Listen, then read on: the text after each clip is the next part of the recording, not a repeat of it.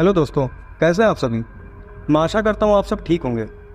दोस्तों, अगर आप भूत प्रेत से जुड़ी डरावनी और रहस्यमयी कहानियाँ सुनना पसंद करते हैं तो आप हमारे इस चैनल को सब्सक्राइब कर लें और साथ ही साथ बेल आइकन प्रेस कर लें। मैं आप सभी के लिए ऐसे ही रहस्यमयी और डरावनी कहानियाँ लाता रहूँगा। तो चलिए दोस्तों, अब मैं आप सभी को ले चलता हूँ हमारी आज की कहानी की तरफ। दोस्तों, ये कहानी है रमेश की, जो कि एक रेलवे स्टेशन पर गार्ड की नौकरी करता था।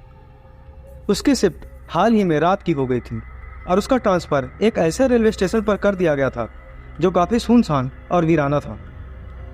वहाँ से ज़्यादा गाड़ियाँ नहीं गुजरती थीं और प्लेटफार्म भी अक्सर सुनसान ही रहता था। दोस्तों, उस स्टेशन पर ज़्यादा पैसेंजर भी वेट नहीं करते थे क्योंकि उस शहर की आबादी कुछ खास नहीं थी। शहर की आबादी भी कम थी। रमेश इस बात से काफ़ी नाराज़ था कि उसका ट्रांसफ़र ऐसी वीरान जगह पर कर दिया गया। एक रात रमेश खुद से ही बड़बड़ाता हुआ चला जा रहा था। क्या मुसीबत है, अच्छी खासी घर के पास नौकरी चल रही थी, बेकार ही इस सुनसान जगह पर ट्रांसफ़र हो गया। 1 महीना देखता हूँ, फिर बात कर लूँगा। उसका यहाँ नौकरी करने का बिल्कुल भी मन नहीं था।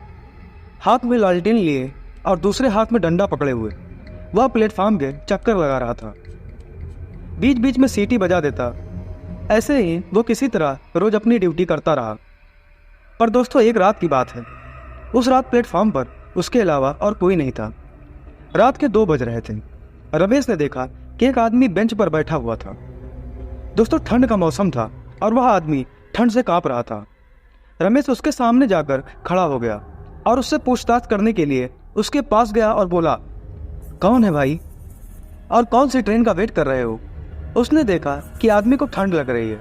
वह आदमी कुछ बोल नहीं रहा था। उस आदमी ने कुछ नहीं कहा। अरे कुछ बताओ भी, कौन हो। आदमी बस ठंड से कांपे जा रहा था। उसने उसे अपने बैग से एक शॉल निकाल कर दे दिया। आदमी जैसे ही रमेश की तरफ बढ़ा, रमेश डर गया। दोस्तों, उस आदमी का चेहरा ही गायब था। रमेश वहां से भागकर वेटिंग रूम में आ गया। उसने जो देखा था उसे अपनी आंखों पर यकीन नहीं हो रहा था। वह फिर से कुछ देर बाद उसी जगह पर चेक करने गया तो उसने देखा कि वहां कोई नहीं था, बस उसका शॉल गिरा हुआ था। उसने वह शॉल उठाया और सुबह घर लौट गया। वह इस हादसे को एक बुरे सपने की तरह भूल गया था। उसने सोचा, इतनी सुनसान जगह और इतनी गहरी रात, कोई बुरा सपना ही रहा होगा। रमेश तो जैसे इस वीराने में अपना मानसिक संतुलन खो दे रहा था। उसने सोचा कि उसे नींद आ रही थी और उसने नींद में ही एक सपना देखा होगा। दोस्तों, अगली रात वह फिर से ड्यूटी दे रहा था। रोज की तरह प्लेटफॉर्म के चक्कर लगा रहा था। रमेश टहलता हुआ थक गया था तो एक बेंच पर बैठ गया। उसने घड़ी देखी तो 2 बज रहे थे। दोस्तों, कुछ ही देर बाद उसके पीछे से किसी के चलने की आवाज़ आई। उसने लालटेन से पीछे मुड़ कर देखा तो वहाँ कोई भी नहीं था। रमेश को लगा कि उसे नींद आ रही है। उसने चारों तरफ देखा और आंखें बंद कर लीं। फिर वहीं कुछ देर बैठे बैठे उसकी आंख लगने लगी। तभी एक हाथ उसके कंधे पर आया और उसे जगाने लगा। पहले तो उसने ध्यान नहीं दिया, लेकिन फिर से ऐसा हुआ तो वह चौंक कर उठ गया। उसने चारों तरफ देखा तो वहाँ कोई भी नहीं था। रमेश को लगा कि उसने फिर से कोई बुरा सपना देखा है। दोस्तों, रमेश यह सब सोच ही रहा था कि उसे पायल की आवाज़ आई। उसने चारों तरफ देखा तो उसे एक लड़की जाती हुई दिखी। रमेश उस लड़की को आवाज़ देकर रोकने लगा, रुको, अरे सुनो, रुको। तो वह जैसे ही उस लड़की के पास गया तो वह लड़की गायब हो गई थी। रमेश इस बार घबरा गया था। उसके माथे का पसीना साफ साफ बता रहा था कि वह बुरी तरह से डर गया था। रमेश ने यह बात फिर से किसी को नहीं बताई, लेकिन अब उसे प्लेटफार्म पर ड्यूटी करने से डर लग रहा था। दोस्तों, अगली रात रमेश एक ही जगह खड़ा रहा। उसने स्टेशन का कोई चक्कर नहीं लगाया। कुछ देर बाद रमेश के पास एक आदमी आकर खड़ा हो गया और ट्रेन के बारे में जानकारी लेने लगा। रमेश को लगा कि कुछ गड़बड़ है। रमेश दूसरी तरफ देखने लगा और उस आदमी को नज़रअंदाज करने लगा। उस आदमी ने फिर से रमेश से पूछा। इस बार रमेश को लगा कि शायद यह कोई इंसान ही है।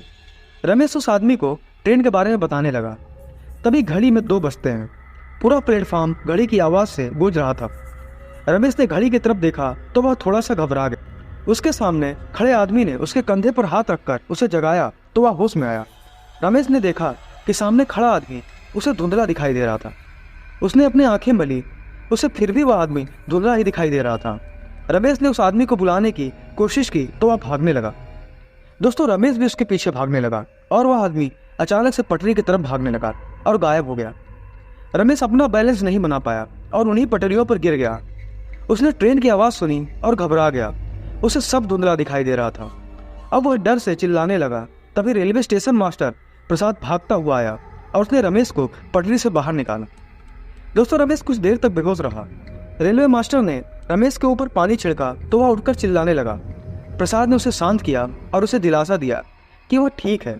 रमेश को कुछ भी समझ नहीं आ रहा था कि उसके साथ यह कैसे हादसे हो रहे हैं। प्रसाद ने पहले तो उसे डांटा कि वह पटरी के इतने पास क्यों गया। रमेश ने प्रसाद को अपने साथ घट रही सारी अजीब घटनाओं के बारे में विस्तार से बताया। प्रसाद तुरंत ही समझ गया। उसने कहा, इस इलाके में कई छलावे रहते हैं। वो सब रूप और शरीर बदल बदल कर आपसे बात करना चाहते हैं। उसके बाद आपको नुकसान पहुंचाने की भी कोशिश करते हैं। रमेश छलावे का नाम सुनकर बुरी तरह से कांप उठा। वह जल्दी से स्टेशन से भागने लगा। प्रसाद ने उसे समझाया कि ऐसे भागने से कोई फायदा नहीं है। बस इन सब का एक ही इलाज है कि जब भी तुम्हारा ध्यान अपनी तरफ खींचने की कोशिश करें तो तुम्हें इन पर बिल्कुल भी ध्यान नहीं देना है और छलावे से बात तो बिल्कुल भी नहीं करनी। रमेश प्रसाद की बात ध्यान से सुनता रहा। फिर थोड़ी देर बाद उठकर प्लेटफॉर्म पर जाने लगा। उसने देखा कि सामने से एक आदमी आ रहा। वो आदमी और कोई नहीं, प्रसाद था। रमेश को समझ नहीं आया कि प्रसाद तो उसके साथ कमरे में था, फिर यह कौन है। तब तक प्रसाद उसके पास आकर उससे बात करने लगा। प्रसाद ने रमेश से उसकी घबराहट की वजह पूछी तो रमेश शांत खड़ा रहा। अरे रमेश, क्या हुआ? इतना घबराए हुए क्यों हो? प्रसाद ने उसे बताया कि आज उसे आने में देरी हो गई क्योंकि उसकी पत्नी की तबीयत खराब हो गई थी। यह बात सुनकर रमेश को धक्का लगा। वह भागता हुआ रूम में गया। उसने देखा कि प्रसाद डेस्क पर बैठा हुआ था और अपना काम कर रहा था। उसने कमरे से बाहर जाकर देखा तो वहाँ कोई भी नहीं था। रमेश घबरा कर स्टेशन से भागने लगा। तभी उसका पैर एक लाश से टकरा गया और वह गिर पड़ा। उसने देखा कि सामने प्रसाद की लाश पड़ी थी और ऐसा लग रहा था कि उसे मरे हुए काफी दिन हो चुके थे। रमेश घबरा कर उठने लगा और उठकर भागने लगा। दोस्तों, तभी लाश की आंखें खुली और वह रमेश के पैरों पर लिपट गई। प्रसाद की लाश जोर जोर से चिल्लाने लगी, उसे कोई बचा ले, वह मरना नहीं चाहता। रमेश को कुछ भी समझ नहीं आ रहा था। उसने अपनी पूरी जान लगा दी उस स्टेशन से निकलने में। रमेश उस स्टेशन से भाग गया। कुछ दिनों बाद वह एक नए स्टेशन पर गार्ड की ड्यूटी पर गया। अभी वह पिछले स्टेशन के हादसों से उभरा ही नहीं था कि एक रात जब वह उस स्टेशन पर ड्यूटी कर रहा था और उसने देखा कि घड़ी में 2 बज चुके थे। प्लेटफॉर्म पूरी तरह से खाली था। तभी उसके कंधे पर किसी ने हाथ रखा। प्रसाद ने देखा कि वहाँ कोई नहीं था। वह प्लेटफॉर्म पर चक्कर काटने लगा। उसे दूर से एक परछाई दिखाई दी। फिर उसके देखते ही देखते वह परछाई एक शरीर में बदल गई और रमेश के पास जाकर खड़ी हो गई। रमेश ने पीछे मुड़कर देखा और उसके सामने प्रसाद खड़ा था। तो दोस्तों, आपको ये कहानी कैसी लगी आप हमें कमेंट करके ज़रूर बताएं और वीडियो को लाइक कर। और साथ ही साथ अगर आपके साथ भी ऐसी कोई डरावनी या रहस्यमयी घटना घटी है तो आप मुझे व्हाट्सएप पर या इंस्टाग्राम पर साझा कर सकते हैं। तो चलिए दोस्तों, मिलते हैं कुछ और डरावनी खौफनाक कहानियों के साथ। तब तक के लिए टेक केयर।